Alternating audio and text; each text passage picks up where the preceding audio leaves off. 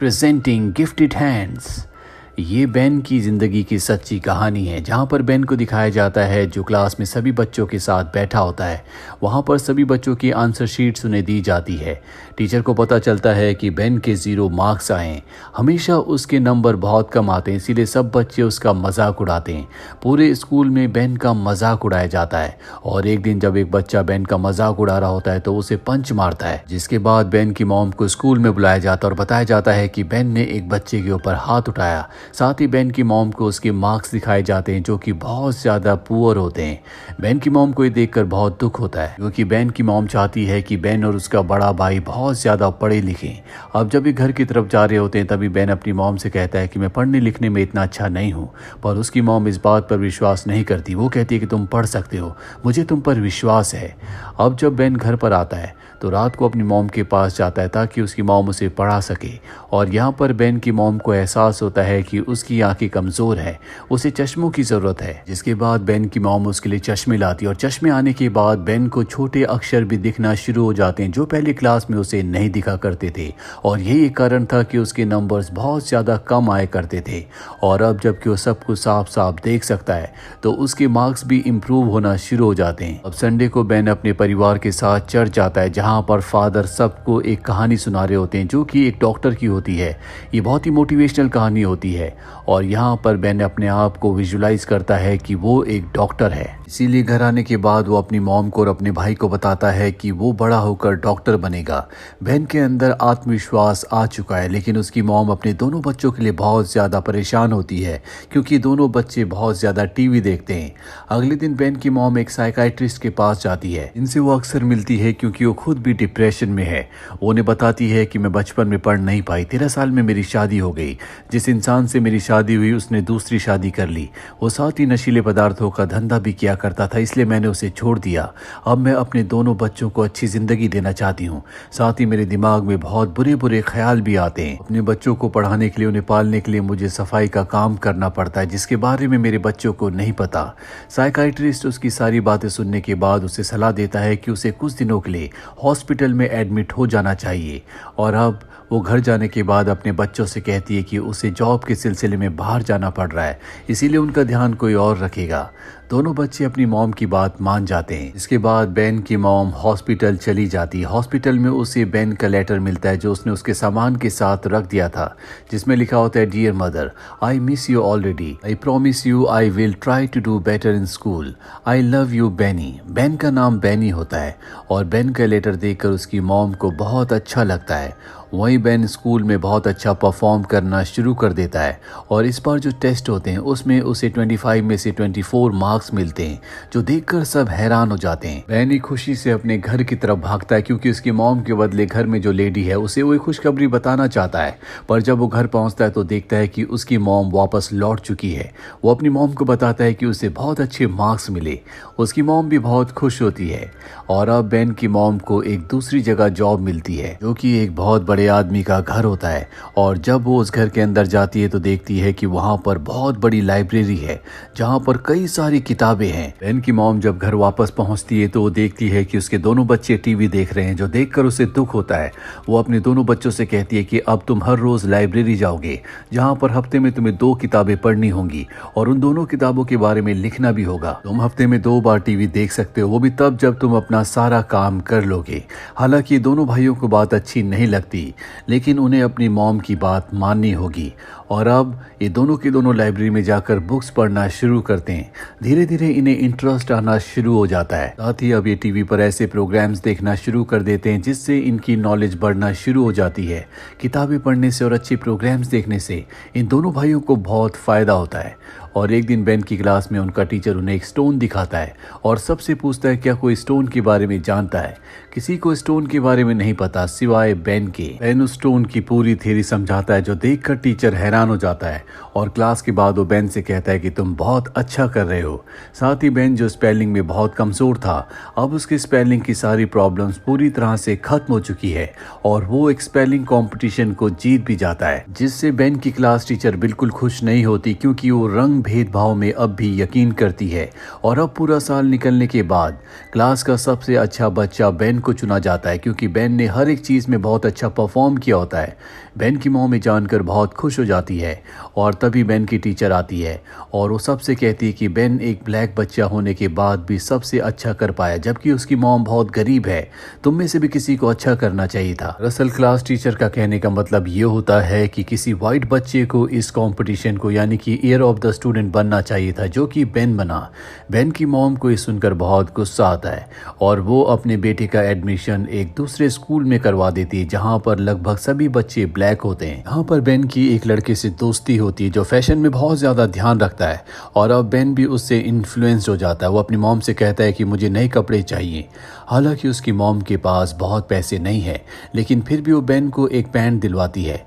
पर बेन की डिमांड और भी ज़्यादा है और एक दिन वो अपनी मॉम से इसी बात पर आर्ग्यूमेंट्स करता है और उन्हें मारने के लिए आगे भी बढ़ता है, लेकिन तभी बेन का भाई उसे रोक लेता है। बेन के अंदर दरअसल गुस्सा बहुत ज़्यादा बढ़ चुका है और इसका कारण होता है उसके नए दोस्त, उसकी नई संगति। बेन अब स्कूल में जब अपने दोस्तों के साथ होता है तभी उसकी अपने दोस्त से बहुत ज़्यादा बहस हो जाती है और ये इतनी बढ़ जाती है कि बेन उसके ऊपर चाकू से हमला कर देता है, लेकिन चाकू उसकी बेल्ट पर लगता है जिससे उसकी जान बच जाती है। बेन जब अपने आपे में वापस आता है तो बहुत ज़्यादा घबरा जाता है। वापस अपने घर आता है और बाइबल को उठा लेता है और तय करता है कि वो कभी गुस्सा नहीं करेगा। बेन पढ़ाई में तो अच्छा होता ही है, लेकिन अब वो और भी ज़्यादा पढ़ना शुरू कर देता है। साथ ही वो बुरे लड़कों का साथ भी छोड़ देता है और ज़्यादा पढ़ने की वजह से उसे स्कॉलरशिप मिलती है जिससे उसका एडमिशन एक बहुत बड़े कॉलेज में हो जाता है, जहाँ पर कैंडी नाम की एक लड़की से उसकी मुलाकात होती है और ये दोनों गर्लफ्रेंड बॉयफ्रेंड बन जाते हैं। लेकिन बेन को टीचर से पढ़ना बिल्कुल अच्छा नहीं लगता, इसीलिए उसकी गर्लफ्रेंड कैंडी कहती है अगर तुम्हें टीचर से पढ़ना अच्छा नहीं लगता तो तुम घर पर खुद भी अकेले पढ़ सकते हो। और बेन ऐसे ही करता है, वो दिन रात पढ़ाई करता है। हालांकि वो केमिस्ट्री में बहुत ज़्यादा स्ट्रांग नहीं होता, लेकिन वो केमिस्ट्री में इतनी ज़्यादा मेहनत करता है कि केमिस्ट्री सब्जेक्ट उसे अब सबसे आसान लगने लगता है। बेन अब तय करता है कि वो एक न्यूरो सर्जन बनेगा, यानी कि दिमाग का इलाज करने वाला डॉक्टर। इसीलिए वो न्यूरो सर्जरी की स्टडी करता है और अब वो जॉनस हॉकिंस हॉस्पिटल जाता है जहाँ पर वो जॉब करना चाहता है, इंटर्नशिप करना चाहता है, क्योंकि ये एक बहुत ही बड़ा और बहुत फेमस हॉस्पिटल है। लेकिन उसके साथ का हर एक बच्चा इसी हॉस्पिटल में आना चाहता है, लेकिन यहाँ पर वैकेंसी 2 ही होती है। लेकिन बेन ने संकल्प कर लिया होता है कि वो इसी हॉस्पिटल में जॉब करेगा, इसीलिए उसने कहीं और अप्लाई नहीं किया होता। और जब उसका इंटरव्यू किया जाता है, बेन से पूछा जाता है कि तुम न्यूरो सर्जन क्यों बनना चाहते हो। बेन कहता है कि दिमाग हमारे शरीर का सबसे अहम हिस्सा है जिसके अंदर काफ़ी सारे राज छुपे हुए हैं और मैं उन सभी राज को दुनिया के सामने लाना चाहता हूँ। बेन के कॉन्फिडेंस से और उसकी बातों से सब इम्प्रेस हो जाते हैं और उसे इस हॉस्पिटल में जॉब मिल जाता है, जिससे बेन बहुत खुश होता है। लेकिन बेन के साथ यहाँ पर भी भेदभाव होता है क्योंकि वो एक ब्लैक अमेरिकन है, जबकि यहाँ पर जितने भी डॉक्टर्स होते हैं वो सब के सब वाइट होते हैं। बेन का सीनियर डॉक्टर कहता है कि तुम इतने भी खास नहीं हो, इसीलिए जो हम तुम्हें कहेंगे तुम्हें वही करना होगा, तुम अपना दिमाग नहीं लगाओगे। और उसे एक नॉर्मल वार्ड में शिफ्ट कर दिया जाता है। लेकिन हॉस्पिटल में एक दिन एक इमरजेंसी केस आता है जिसकी सर्जरी करनी है, लेकिन सर्जरी करने के लिए यहाँ पर कोई भी डॉक्टर नहीं होता। हालांकि बेन यहाँ पर है, लेकिन उसके पास सर्जरी करने का लाइसेंस नहीं है और अगर किसी ने उस पेशेंट की सर्जरी नहीं की तो उसकी जान चली जाएगी। और अगर बेन ने उसकी सर्जरी की और जान चली गई तो उसका लाइसेंस हमेशा के लिए कैंसिल कर दिया जाएगा। बेन यहाँ पर अपने करियर का रिस्क लेता है और उस आदमी की, उस पेशेंट की सर्जरी करता है और जान बचा लेता है। जिसके बाद हॉस्पिटल का सबसे सीनियर डॉक्टर उसे अपने पास बुलाता है। बेन को लगता है कि उसे अब डांटा जाएगा, लेकिन उसका जो सीनियर डॉक्टर है वो कहता है कि तुमने बहुत अच्छा काम किया और उसे प्रमोट कर दिया जाता है। अब हॉस्पिटल में एक बच्चे का केस आता है जिसे बार बार फिट्स आ रहे होते हैं, यानी कि उसे दौरे पड़ रहे होते हैं। दूसरे डॉक्टरों का मानना ये होता है कि उसके दिमाग में कुछ कमी है, लेकिन बेन जब उस केस को स्टडी करता है वो उस बच्ची के पेरेंट्स को बताता है कि दिमाग की सर्जरी से तुम्हारी बच्ची को ठीक किया जा सकता है, लेकिन ये बहुत ही खतरनाक ऑपरेशन होगा, इसमें बहुत बड़ा रिस्क है। हो सकता है कि तुम्हारी बच्ची की बोलने की, चलने की शक्ति चली जाए या उसे हमेशा के लिए पैरालाइज हो जाए। लेकिन उस बच्ची के माँ बाप अब इस रिस्क को लेने के लिए लिए तैयार हैं। बेन के लिए ये एक बहुत बड़ा ऑपरेशन है। ये उसकी ज़िंदगी का बहुत ही क्रूशियल स्टेज है जहाँ पर वो अपने आप को एक बहुत ही बेहतर डॉक्टर साबित कर सकता है। बेन जब अपने घर पर होता है तो बहुत परेशान होता है और घबराया हुआ होता है। वो ईश्वर से प्रार्थना करता है और सुबह 6:15 पर वो उस बच्ची का ऑपरेशन करने के लिए जाता है। यहाँ पर वो ऑपरेशन को बहुत ध्यान से करता है और कई घंटों के बाद वो ऑपरेशन को पूरा कर देता है। लेकिन बच्ची अब बेहोश होती है और जब तक वो होश में नहीं आती किसी को नहीं पता कि ऑपरेशन कामयाब हुआ है या नहीं।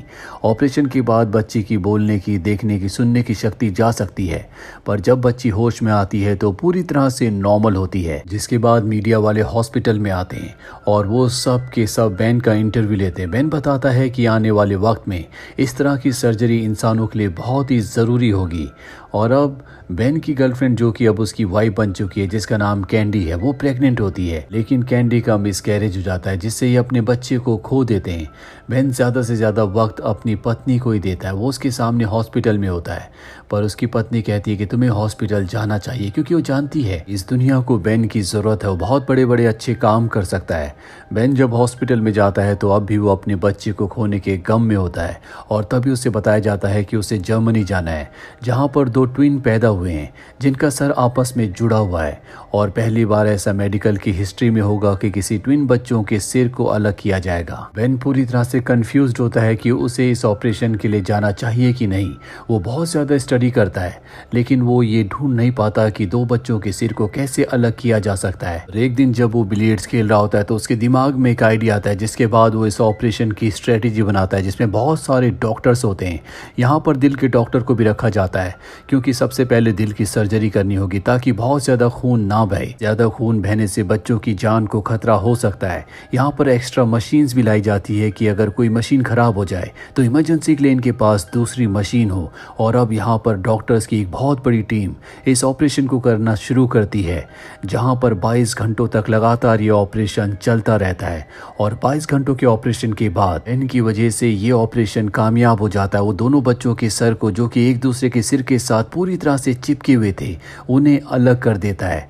और ये एक बहुत बड़ा ऐतिहासिक दिन होता है जब पहली बार किसी डॉक्टर ने पूरी टीम के साथ मिलकर 2 जुड़वा बच्चों के सिर को अलग किया होता है। और आज तारीख होती है 5 सितंबर 1987 और ये दिन ऐतिहासिक दिन बन जाता है। इसके बाद उन जुड़वा बच्चों के पेरेंट्स के पास जाता और कहता है कि तुम्हारे बच्चे पूरी तरह से ठीक है। वो बेन को अपने गले से लगा लेते हैं और अब बेन को प्रेस वाले घेर लेते हैं क्योंकि उसने आज एक ऐसा काम किया है जो आज से पहले कभी नहीं हुआ था। तो ये थी पूरी कहानी बेन कार्सन की। इन्होंने अपनी जिंदगी में बहुत मुश्किलें देखी। वो एक ऐसे घर में रहते थे जहाँ पर उनके पास पैसे नहीं थे, ना ही बेन के पिता ने कभी उनका साथ दिया। बेन की माँ, जो दूसरों के घर में काम किया करती थी, उसने अपने बच्चों की परवरिश की, बेन को हर तरह से सपोर्ट किया। बेन अपनी जिंदगी में कामयाब हो पाया। उसने इतिहास लिखा क्योंकि उसके पास मेहनत थी, उसके पास दृढ़ संकल्प था, क्लियर विजन था। और जिस भी इंसान के पास ये सब कुछ होता है वो अपनी मंजिल तक जरूर पहुंचता है। तो ये थी पूरी कहानी gifted hands the Ben Carson की, जो कि एक सच्ची कहानी है। उम्मीद करते हैं कि ये कहानी आपको पसंद आई होगी।